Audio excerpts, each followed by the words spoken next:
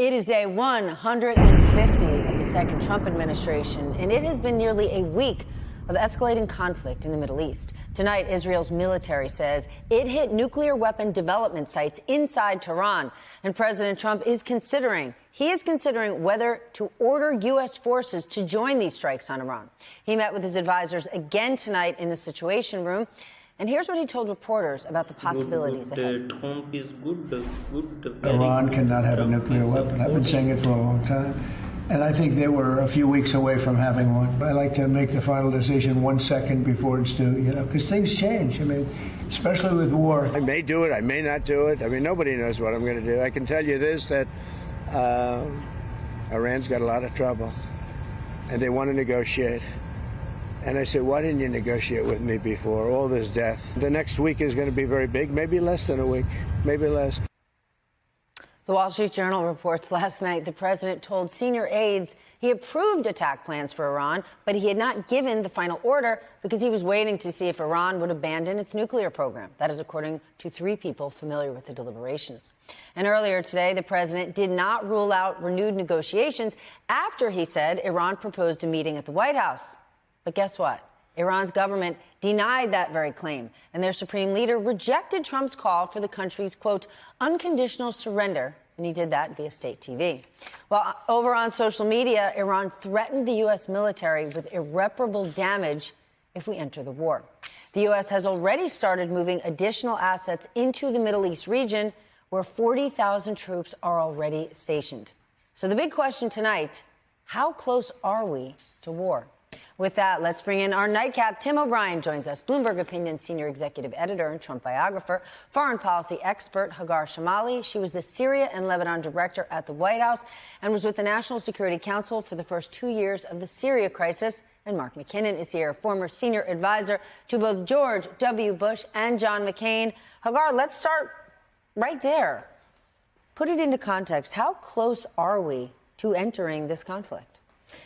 It's certainly something that President Trump wants to convey. He wants this inconsistent messaging that you're seeing, right? There's a lot of bellicose, there's a lot of this rhetoric that's very loud, telling people in Tehran to evacuate, saying that the Iranian regime needs this unconditional surrender.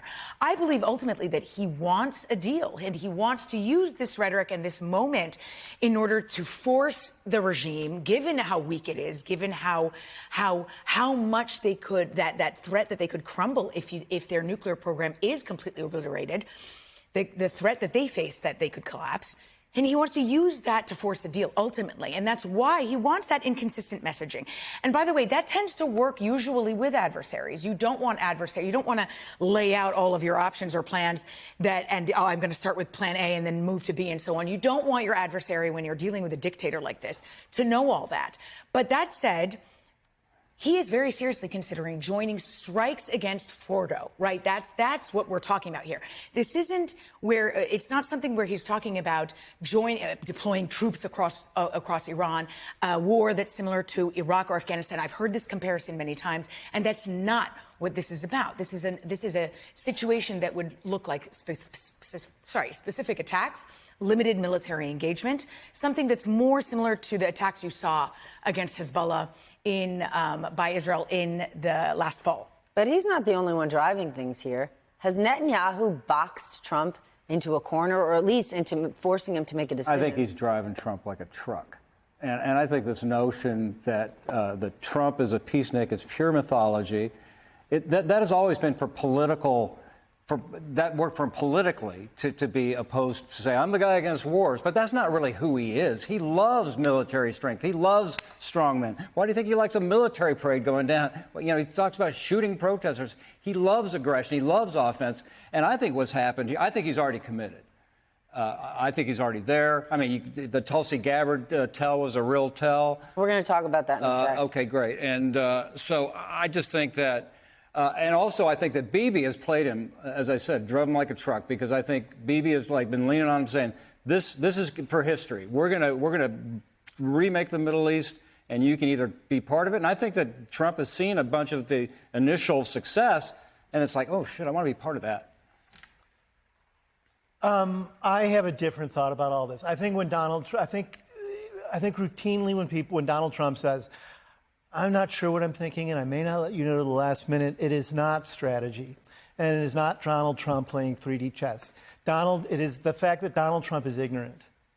He authentically doesn't know. I think he'd be hard-pressed to find most countries on a map.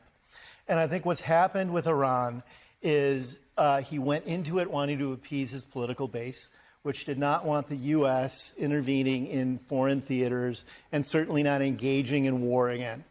And he got up to the point about a week ago saying he'd like to engage in talks and lead talks to find a peace deal in Iran. And Bibi drove through that statement with a truck. He began shelling Iran. And then Israel, as it has reordered the map in the Middle East since October of 2023, first with Hezbollah, then with Syria, and now with Iran. Extraordinary display of military and intelligence prowess. Basically defenestrated Iran's air defenses far faster than anyone thought they could.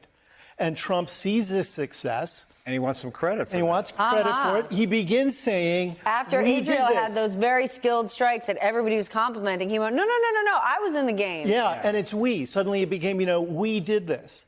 And it's because Trump is not a strategist. Trump doesn't know anything other than playing to the audience he sees directly in front of him on a day-to-day basis. And because the ground game had shifted and Israel had pulled off this extraordinary action in Iran, he wanted to be part of it. And he forgot that that's not what his base wants.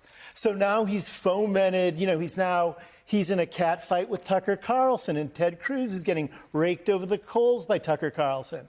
And all of this is very pell-mell. Donald Trump does not know what he's doing. He's surrounded by advisors who don't know what they're doing. This has already happened with economic policy. It's happened with immigration policy. It's now happening with foreign policy, because this is a man who's a performance artist. He's not a strategist. And that's a dangerous